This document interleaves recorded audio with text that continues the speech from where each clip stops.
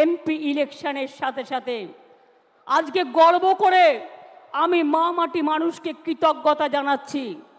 মনে রাখবেন, বাংলা একমাত্র জায়গা যেখানে আমাদের ইলেক্টেড মেম্বার হচ্ছে পার্লামেন্টে 38%।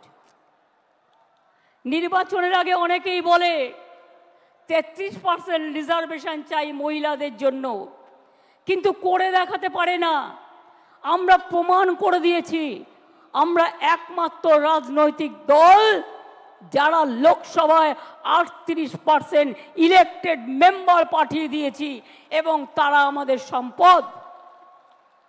আমাদের মধ্যে দেব থেকে শুরু করে, পাঠান থেকে শুরু করে, কীর্তি আজাদ থেকে শুরু করে, সত্যগুণ সিনহার মতো লোকও তারাও কিন্তু ইলেকশনে জয়লাভ করেছে।